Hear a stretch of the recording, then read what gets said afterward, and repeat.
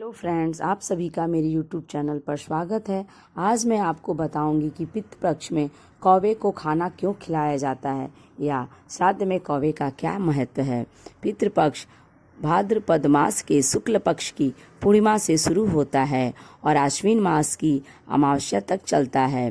पितृपक्ष का हिंदू धर्म में काफ़ी महत्व है। इन दिनों में श्राद्ध, पिंडदान और तर्पण करके पूर्वजों को यह बताया जाता है कि आज भी वह परिवार का एक हिस्सा है। पितृपक्ष में पूर्वजों का आशीर्वाद लेने से घर में सुख शांति रहती है।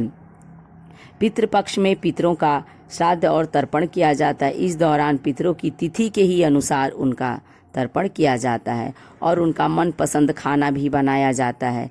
पितृपक्ष के दौरान ब्राह्मणों को भोजन कराया जाता है और दान दिया जाता है। इस दौरान लोग पितरों के नाम पर कौवों को भोजन कराते हैं। हिंदू धर्म में कौवों को पितरों का दर्जा दिया गया है। पितृपक्ष हो या कोई भी शुभ कार्य, पितरों को याद करते हुए लोग कौवों को भोजन कराते हैं। लेकिन क्या कभी आपने सोचा है कि आखिर पितृपक्ष में कौवों को ही भोजन क्यों कराया जाता है और इसका क्या महत्व होता है? कौवों को क्यों माना जाता है पितर? धार्मिक मान्यता के अनुसार पितृपक्ष के दौरान पितर कौवों के रूप में धरती पर आते हैं। शास्त्रों में इस बात का वर्णन किया गया है कि देवताओं के साथ ही कौवे ने भी अमृत को चखा था, जिसके बाद से यह माना जाता है कि कौवों की मौत कभी भी प्राकृतिक रूप से नहीं होती है। कौवे बिना थके लंबी दूरी की यात्रा तय कर सकते हैं।